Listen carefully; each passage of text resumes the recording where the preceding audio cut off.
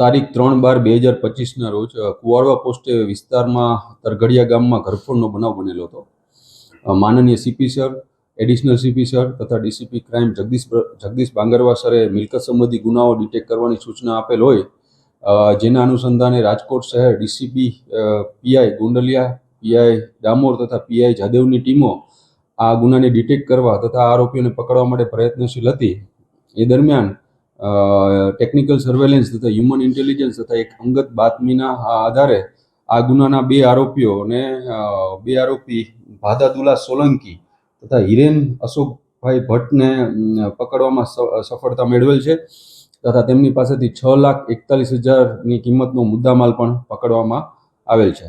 હાલ આ બંને આરોપીઓને કુવાડવા પોસ્ટે સોંપી ત્યાં જ વધુ તપાસ તજવીજ ચાલુમાં છે. આ ગુનામાં સંકળાયેલ બંને આરોપીઓ ભાદાદુલા સોલંકી વિરુદ્ધ અગાઉ રાજકોટના અલગ અલગ પોલીસ સ્ટેશન તથા જૂનાગઢના અલગ પોલીસ સ્ટેશનમાં ટોટલ 13 ગુનાઓ દાખલ છે, જેમાં લૂંટ છે, ઘરફોડ છે અને પ્રોહિબિશન. આ ઉપરાંત હિરેન અશોકભાઈ ભટ્ટ વિરુદ્ધ પણ ભક્તિનગર પોલીસ સ્ટેશનમાં એક ગુનો દાખલ છે.